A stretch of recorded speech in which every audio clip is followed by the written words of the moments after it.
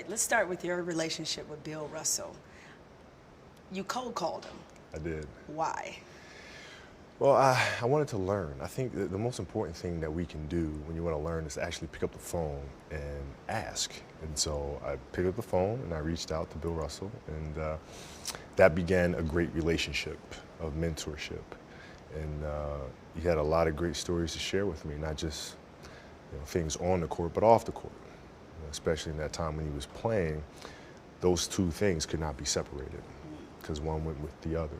So how has your relationship with Bill Russell evolved since you made that initial call? Well, I was getting ready for my jersey retirement ceremony, and my phone rings, and I pick it up, and it's Bill. And Bill says, I'm in the area. I would love to come. I said, I didn't even think that you would want to come to my retirement ceremony. He's like, I would love to be there for you. And so he came down, and he and I had a chance to spend some time together. And he's been a great mentor for me. What have you learned from Bill Russell? Wow. So tactically speaking, because I always geek out about the game.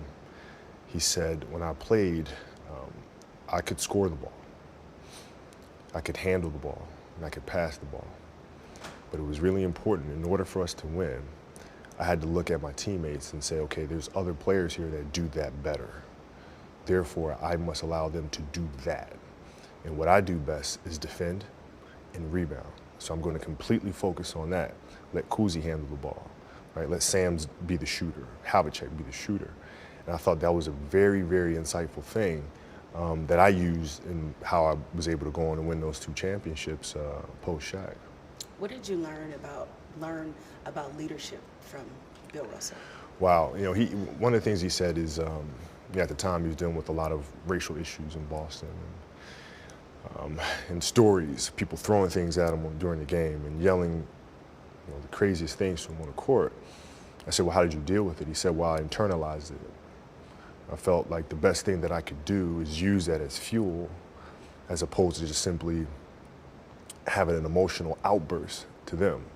I decided to use that as energy to enhance my performance, right? So even though it seems as if he's tuning out the noise, he isn't. He's hearing it and he's using it. Most black athletes, there's a certain duality. You have this platform and you have this success that you have, but you're also still a black man in America. How have you balanced that, or how did you balance that throughout your career, and how are you balancing that now? Well, you just got to do what's right. You got to do what's right. You got to stand up for what it is that you believe in. And, I think the struggle always seems to be of what is available to you now, as opposed to what's the right thing to do for years to come, right? And I think the easiest thing that we can do is just do what is right now, even if it may seem uncomfortable, even if it doesn't seem like it's publicly accepted. You got to do what's right. When you look across the landscape of the black athletes today, whose leadership impresses you the most? Well, I think what Colin Kaepernick stood for is the epitome of doing what he believes is right. Now, things have been taken out of context and misconstrued, and they try to bend it this way, that way, and missing the point of what it is, the message that he was getting across. And I think having the bravery to be able to do that is something that we should all stand for. You decided to donate to his campaign, his fundraising campaign. What made you do that? Well, exactly that. I mean, it's very hard as a black athlete to just simply sit here and say, you know what, we're comfortable, we made it, we have it made. It's okay. We don't need to jump into this thing. It's too much controversy. We don't need it. Is that the right thing to do? No, it's not. So why do it, right? So it was a very easy decision for me. What do you think about what's happened to his NFL career? You know what I think he'll get his shot. And I think there's going to be a lot of people out there that want to see him fail. And he's not going to. And he'll rise to the top again. And everybody will look back at what a great story it was. That's what I think is going to happen. When you look at everything that he's done and everything that he's been through, what kind of influence do you think that's had on other black athletes? Well, I think it gives a sense of urgency It wasn't like the issues weren't there already. But I think when Colin initiated what he did, it brought a sense of urgency and a sense of call to action and immediacy that wasn't there before.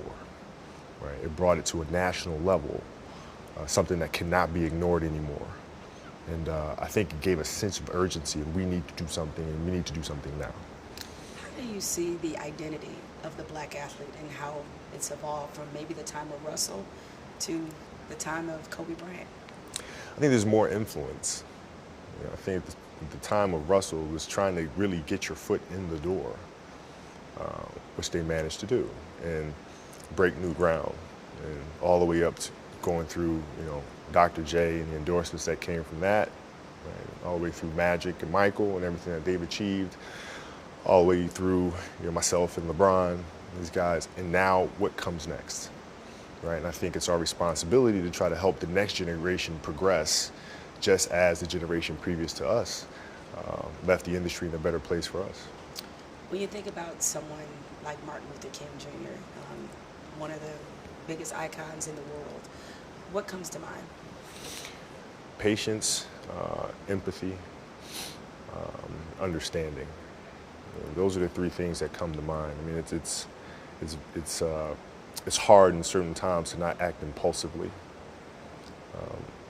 but his trust in the human spirit and his patience with people and saying, no, this is the right thing to do, this is how we'll go about it, and the determination to stick with that and believe that the human spirit will eventually triumph are the things that inspire me the most. Thinking about your leadership role now, how is it different for you now that you're in retirement? Do you feel more empowered? Do you feel the responsibility to be more vocal?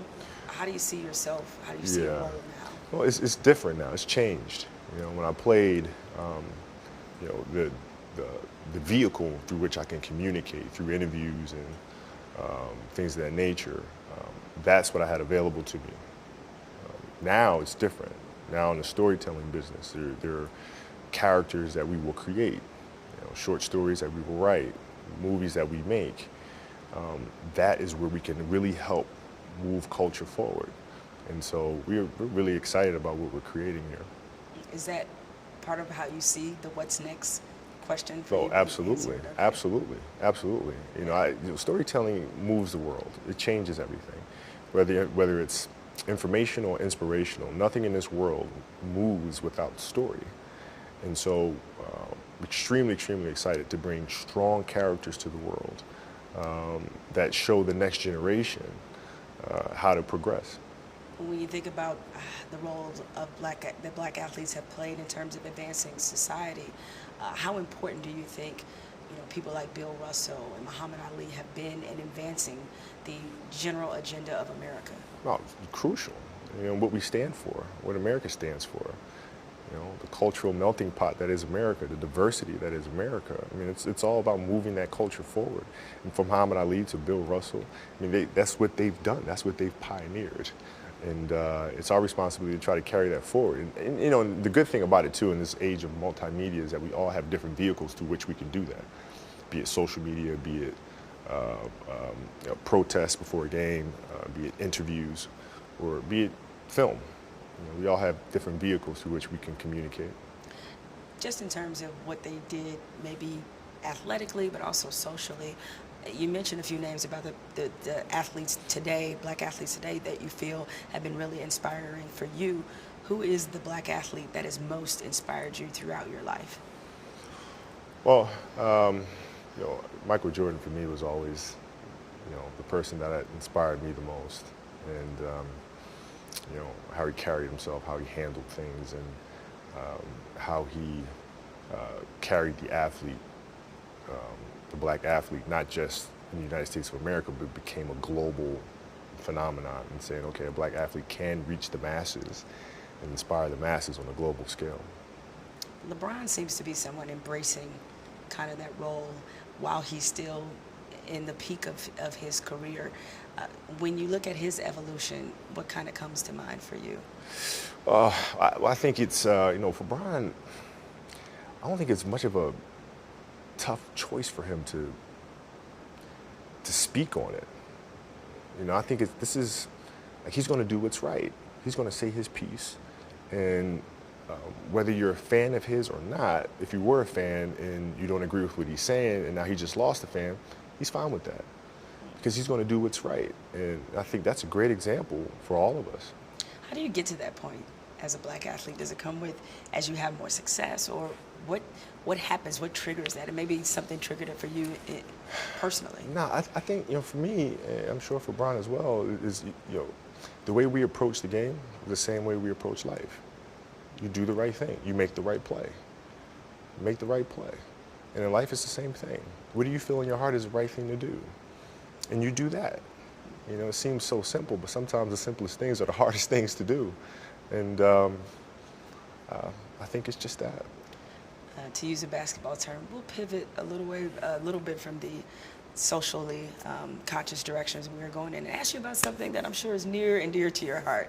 Your Philadelphia Eagles just won the Super Bowl. Everybody has seen this viral video of you. I can't believe my wife caught that. Of you. I was in my zone. You were in your zone. Dropped a few not I safe did. for work words. Yeah. So what was that moment like? Well, it's like the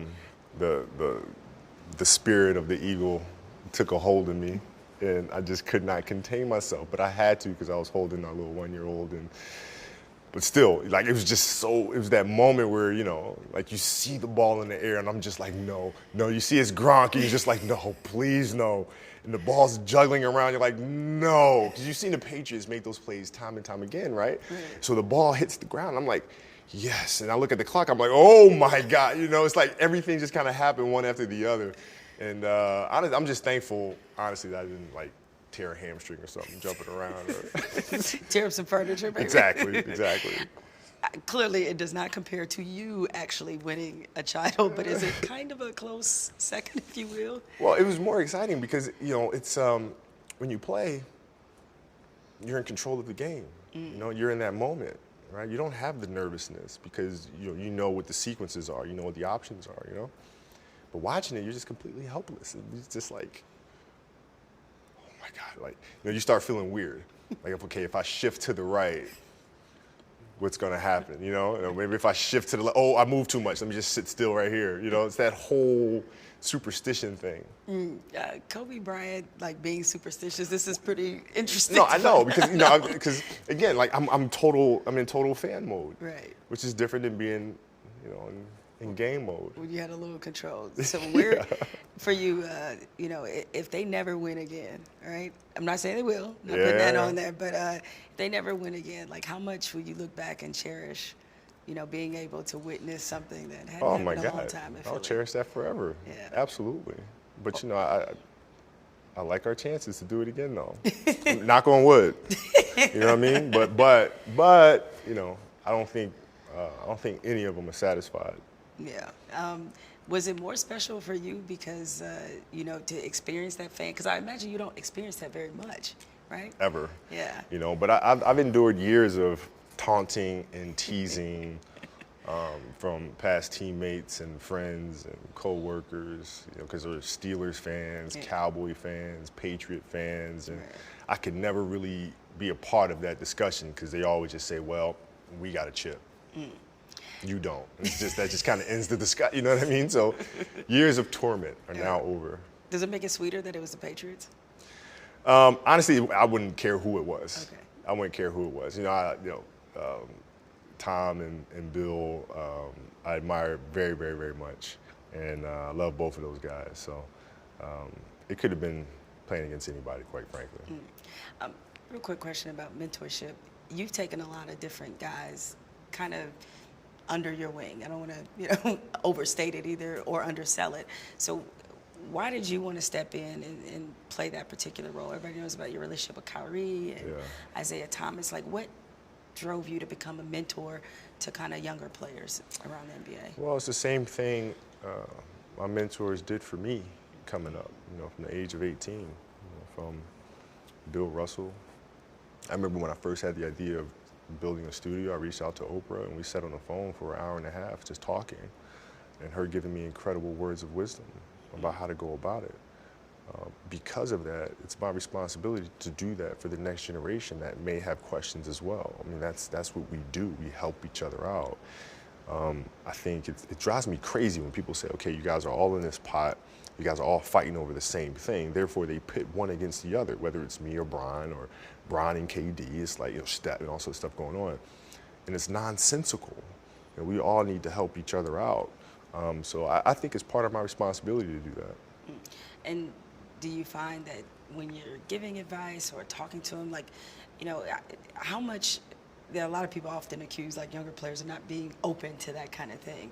But from what you've seen of the guys that you've talked to, like how much willingness do you find in them to have that kind of fellowship and mentorship with you? Well, it's been great. I mean, I've seen a lot of willingness from the players, and to the point where they'll send me video clips and ask me what do I see, and call me about certain matchups or certain defensive packages that may be giving them problems, and they seem to enjoy it. And then some of them come out here during the summer too, and we'll spend some time in the gym, working on things. So.